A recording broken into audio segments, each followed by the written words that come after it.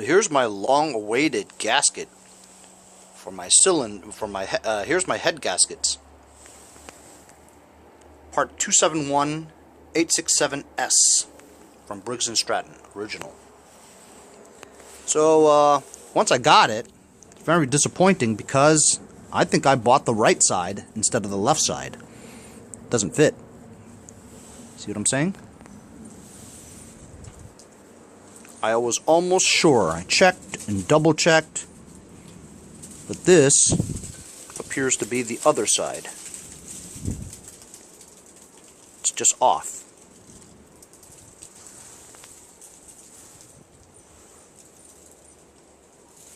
So, just to confirm, this is an engine block, the same engine.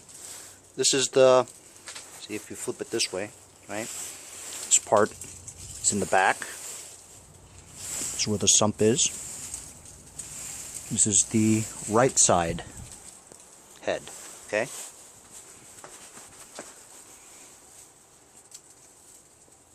See that? Perfect. I mean, it's no big deal. If I end up having to change this right one, I'll have it, you know? But it's unfortunate because I waited like 5 days for this, you know? So now I'm going to have to order the other one. I should have just ordered both, you know? You live and you learn. So I guess my head gasket will have to wait. Doesn't matter because I'm still waiting for Pete Lombardi to get me my damn starter, you know? I could have just bought one, but you know, if he had it and we're trading parts, might as well just wait for it, you know? It's not like I'm ready to mow a lawn anytime soon, you know? Before I forget,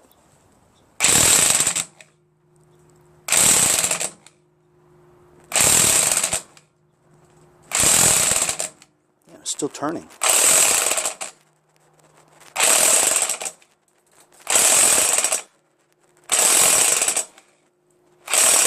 That's it.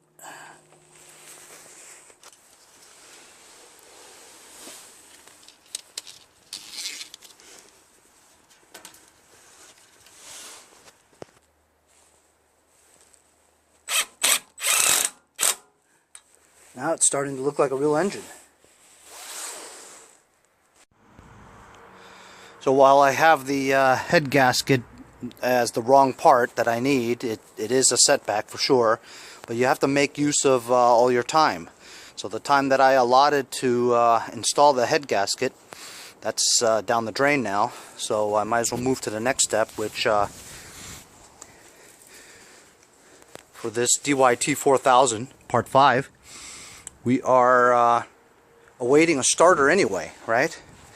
So if I'm waiting for the starter, I couldn't start this engine up anyway. So while I wait for the starter from Pete Lombardi, I'll order the new gasket,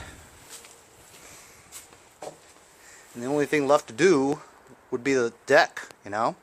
Of course, we don't know 100% whether or not it would run right with the pulleys and all that stuff, and the PTO on the bottom, because there was an issue for electrical, you know, the stator, the amount of energy that it required to engage the PTO, just not sure, you know. But it seems like the PTO is on there correctly. I've got to mention that I measured the crankshaft of the original Kohler 25 horsepower V-twin, the shaft, the crankshaft, and it was about 4 inches. And this is exactly about 4 inches also. So that's why the PTO actually, you know, fit on there, which I was really surprised about. But now I might as well tackle the mower deck. The mower deck is actually in really good shape. Surprisingly, it's not rusty at all.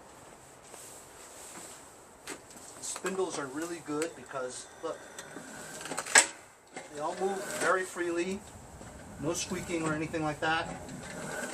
Spindles are good, bearings are good. Look at the belt's decent, you know. Decent!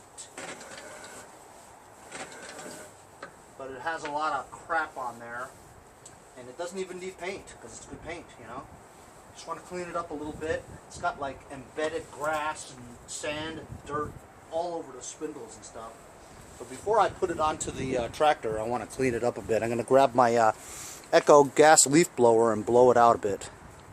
I got to tell you, I've had my share of leaf blowers. Every brand, multiple units, and this Echo that I got for free, all it was missing was a recoil starter. I bought a recoil starter on eBay for cheap. This was like brand new, you know? Free! Anyway, this thing always starts up well, man. Get what you pay for, right? So I'm just going to blow out the grass and the sand and all that, and then I'm going to fire up my air compressor with a really thin needle and go into the spindle areas and get it all out.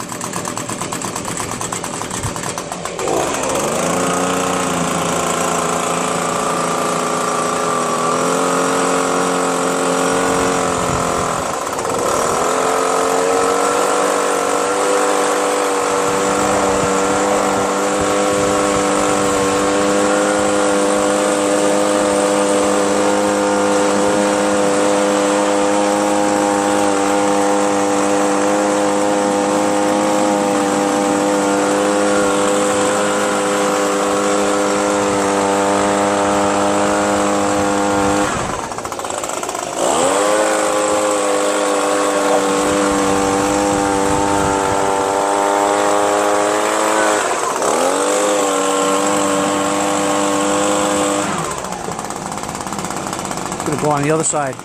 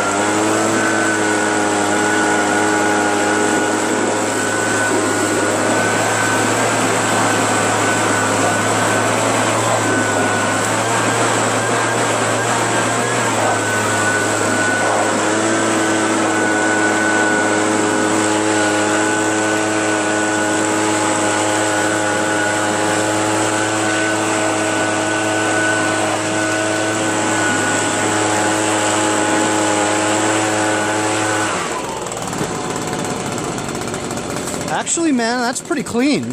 I don't think I need to fire up the air compressor. There was some excess mud that was inside the crevices. Just used a little screwdriver, loosen it up.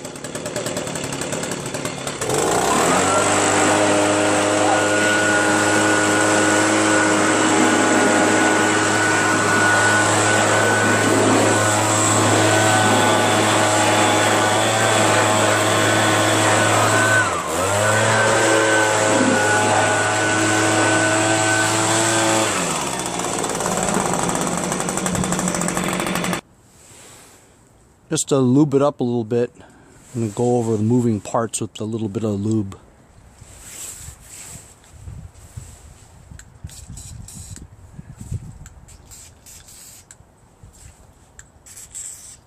So it seeps into the bearings and stuff, you know. Don't really need it here because that's just a nut, you know, but doesn't hurt anything unless you get the belts. If you get the belts, then you're hurting something. That's good. I'm going to do the underbelly of it. I know there's a lot of caked on grass in there.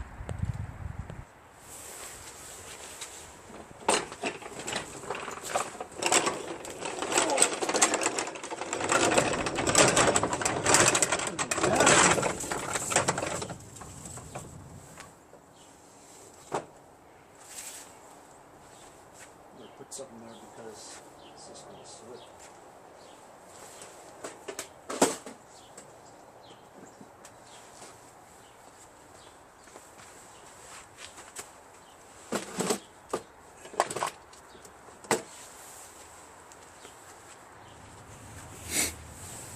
Yeah, as you can see there, a lot of caked on stuff. Really yucky. I'm going to get like a scraping tool and scrape all that crap off.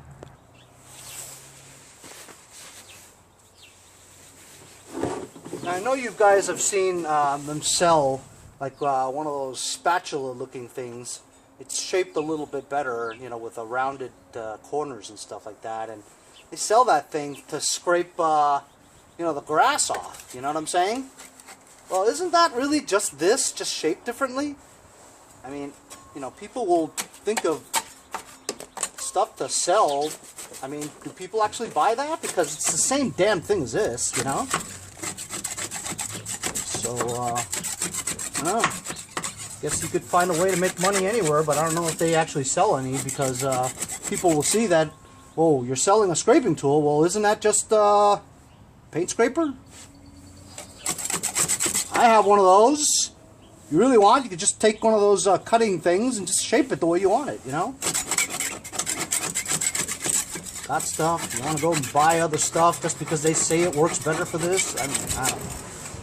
Hey, everyone's to their own, right?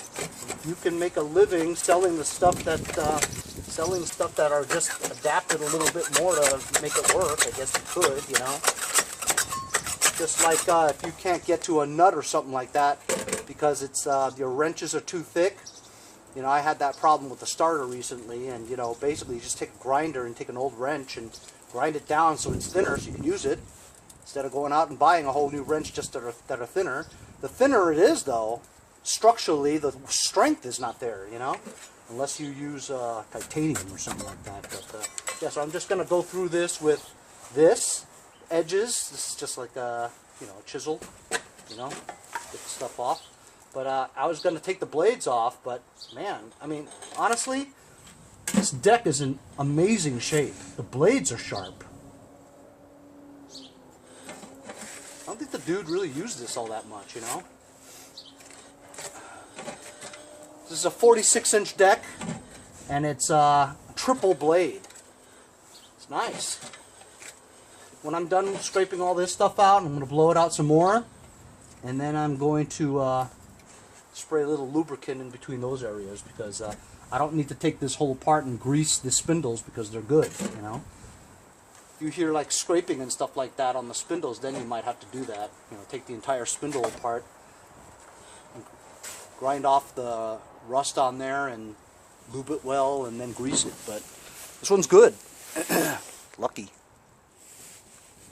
And just to prove a point, just took this, shaped it better, that's all. 2 minutes.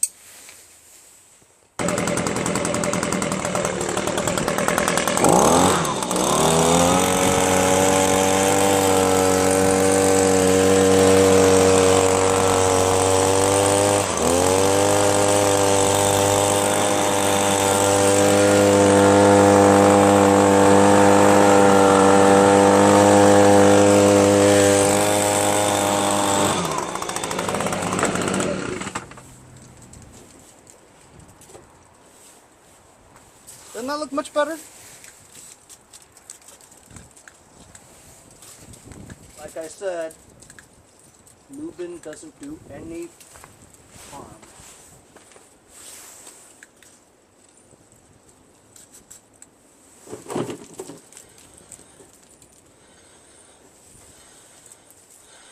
Smooth. One finger.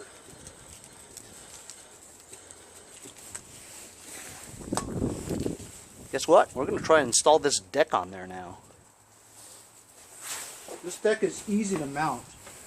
Because this is an electric PTO, there's no pulley, idler pulley, that tightens the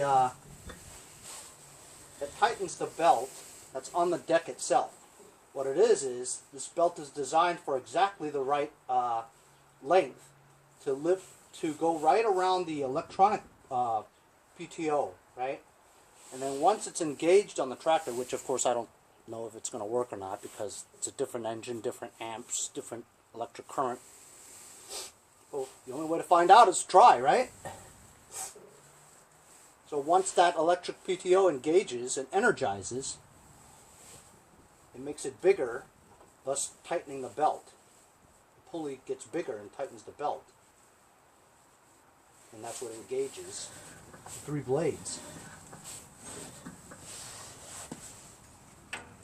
There is this idler pulley here too, but That's just to give it, you know, tension. You know, so it's a tension pulley. It's easy to mount only because it's easy to move around too, because it's so big. You'll notice it has 4 on each, 1 wheel on each corner, if you will. 4 anti-scalp wheels. This makes sure that, you know, it's not too low that it'll completely, you know, scalp your lawn, you know. That's really cool. It's only the 2 front attachments with cotter pins, 2. And then 1 here and 1 there. So it's only 4 cotter pins. So I guess the biggest thing is to maneuver this thing around to get it underneath there without these things hitting the bottom of the tractor. So I'm just going to slide that in, and on this side try to attach the 2 cotter pins on the left side and 2 on the right side. Just going to do this real time. I'm not going to edit anything, not going to cut anything. See how fast it takes me or how slow it to get it in there. This is heavy.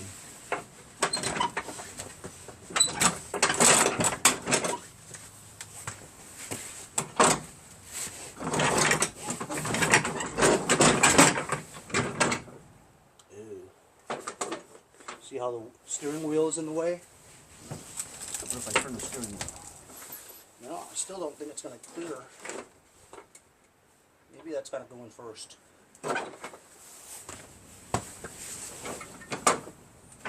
Of course, I've never done this on this model before. It's all trial and error.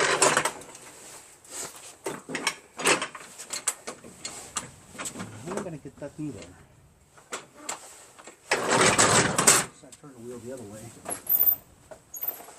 Yeah, that'll work. Okay.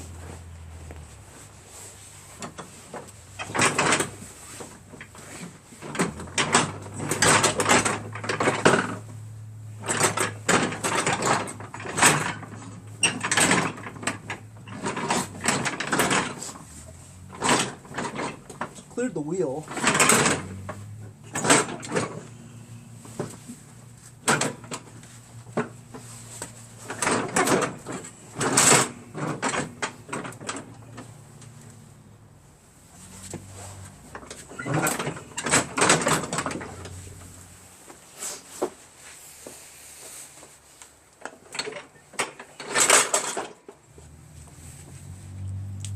I had to lift the front just for that thing to clear.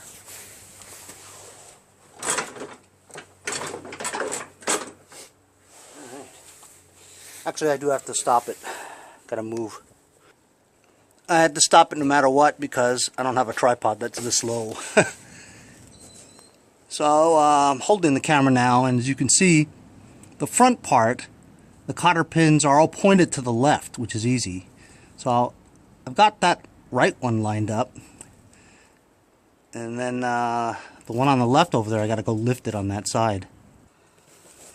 Here's the front view. So I'm just gonna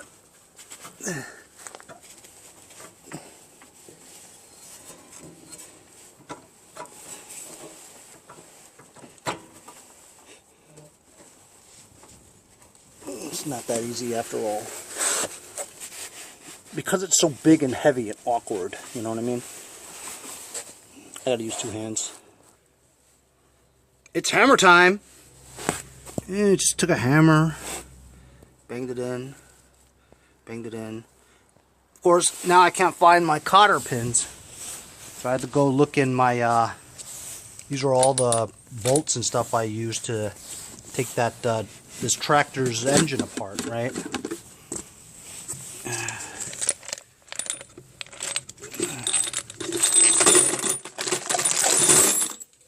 Uh-huh. 1, 2, 3. Hey, there we go. 4. So I'm thinking the 2 smaller ones are going to go in the front. Oh.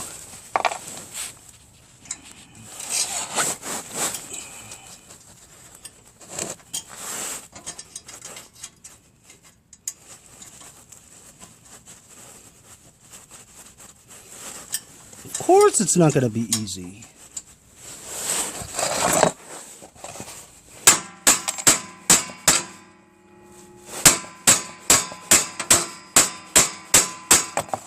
Why is it so difficult to get it in there?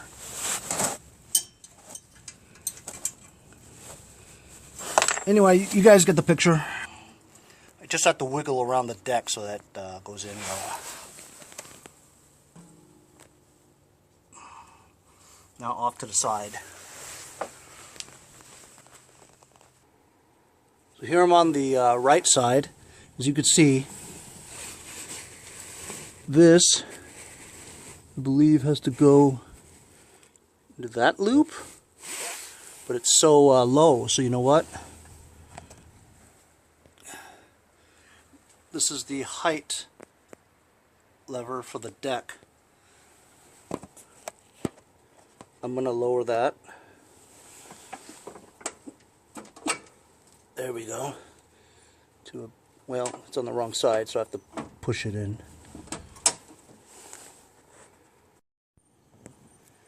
I had to maneuver the deck in the front and the back just to wiggle it. Wiggle it. Just a little bit. Just to get that in there.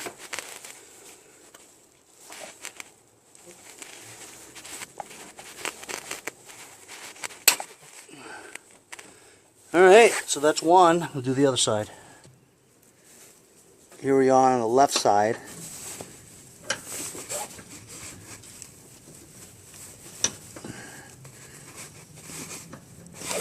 You can't see where it is because it's pointed that way, you know what I mean? So you gotta use your hand and kind of figure it out. Then you gotta lift the back a little bit just to get it. I need to use two hands. That was actually pretty easy. So that's 4. And you know what? You know what I forgot to do? I forgot to put that over the PTO. See if I can just... So it was très difficile to get it over there. There's a lot of slippage. You know, when you try to... Look how much give there is, you know? You put the thing here and rotate it. It just slips off. So I'm thinking... I'm going to pull that idler pulley over there. This tension pulley over here, that loosens the belt, you know? So I'm thinking about just taking the belt off that pulley.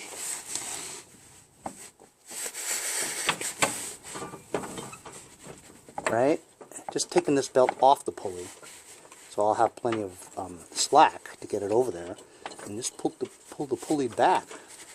You know, like that. Just slip it back on. Of course, you know, it's... You can't even get your hand in there, man. I might have to jack this up. I guess it's not that easy to put this on. What are you gonna do? You just gotta do it! Right? What are you gonna do?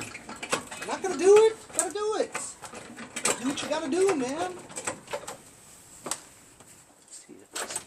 Alright, it lowers a little bit. Now I can probably get my hand in there.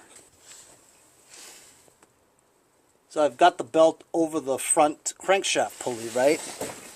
But now this idler here refuses. I can't get this belt around this pulley. As you can see, this moves a little. It's got to move that way. So I'm going to get a crowbar and put it in between here to pull it that way so I have more slack to get this around that pulley, and that's it. So I got this crowbar wedged right there. Check this out. I'm going to pull the crowbar now. Whoa, look at that. All that space that I could just put that on. I guarantee you I'll be able to put it on now. Success! Success! I tell you, success! You see that? Now it's over there. Oh, it's got good tension. It's ready to go. That's nice. Real nice. I just hope this damn PTO works, you know what I mean? I never liked the electronic PTOs. You just never know what's going to go kablooey, you know? seems pretty smooth. Now, that pulley doesn't move the crankshaft. Like if you turn the crankshaft right now, belts will not move. That's in place, just like that, you know? And basically when it energizes, I guess it locks the two pulleys together.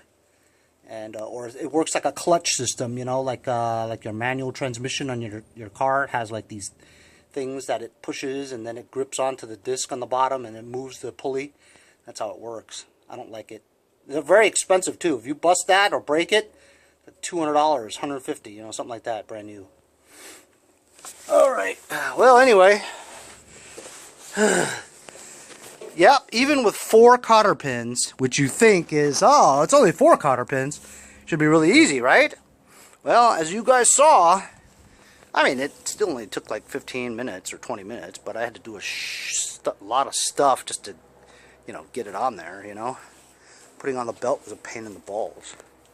But yeah, you know, so the mower deck's on there, it's been cleaned up, refurbed if you will, greased, lubed. Cleaned, installed,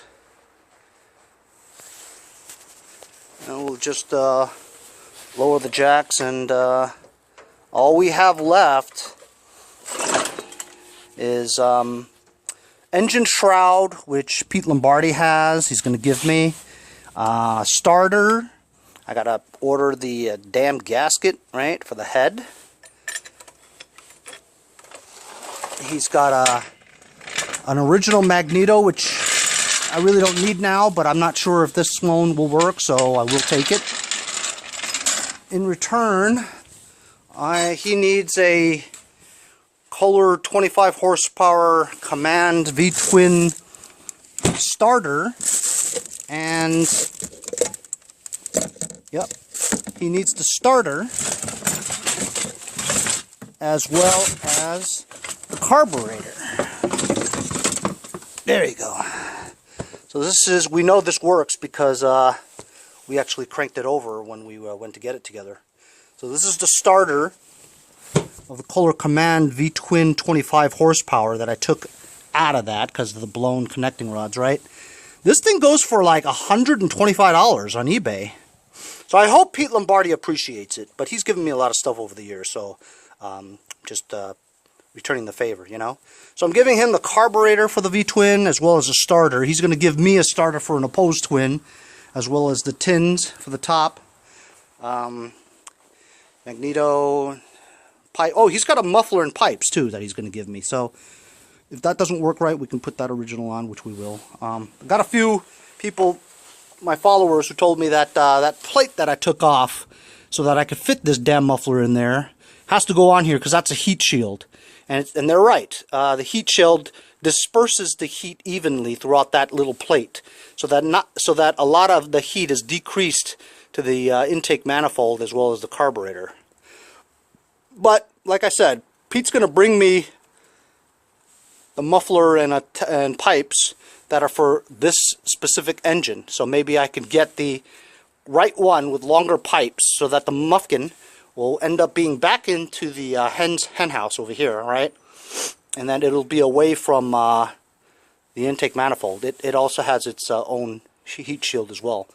So we'll wait for Pete. I'm going to go see him tomorrow, I believe, and we're going to go pick up and swap parts so that I can get the remaining parts to finish this engine.